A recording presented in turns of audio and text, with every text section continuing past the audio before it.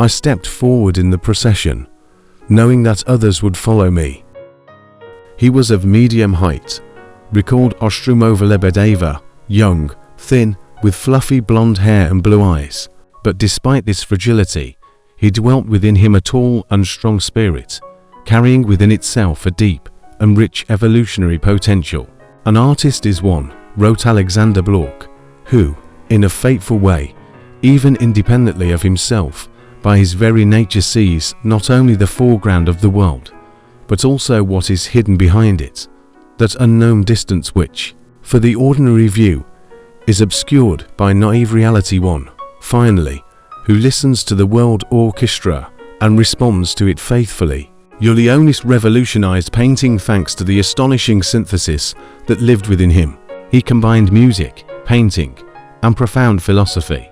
He united two worlds, the earthly and that other beautiful and perfect, which came to life on his canvases and surprised and delighted his viewers. The revolution he brought about was not understood by his contemporaries and remains largely unappreciated to this day. The great is seen from a distance. He succeeded in changing the relationship between worlds in human consciousness, removing the veil from the subtle world that obscured its reality. By removing the veil concealing the reality of the subtle world, he changed the relationship between worlds in human consciousness. A refined musician and brilliant artist, he revealed with his brush the invisible world in which new beauty was born and shown, bringing extraordinary appeal and astonishing magic to his paintings. The fusion of music and painting created otherworldly colors and forms in the artist's paintings.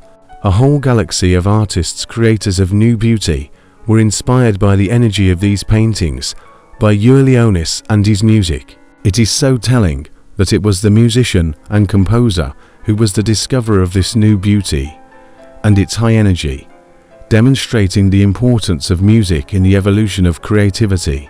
I will gather strength and break free. I will fly to very distant worlds, to lands of eternal beauty, sun, fairy tales, fantasy, to an enchanted land, the most beautiful on earth, and I will gaze for a long, long time at everything, so that you can read it all in my eyes. Seeking the world of eternal beauty, Ciurlionis returned to the past and searched in the present and rushed into the still unknown future.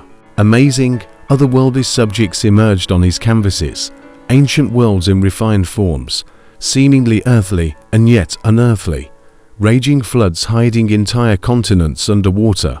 Unknown scripts appeared on the rocks, crowns made of unearthly golden feathers swayed above people's heads, ancient walls and towers appeared in the transparent darkness, smoke from altars rose from the roofs of temples, and unfamiliar constellations glowed in the sky. The artist himself existed in a world that was completely unlike the one that lived in his unique works. Living in one world, he carried within himself the richness of another, not a crude and tangible one, but one that was dreamlike and refined, which freely yielded to the will and vision of the artist-creator.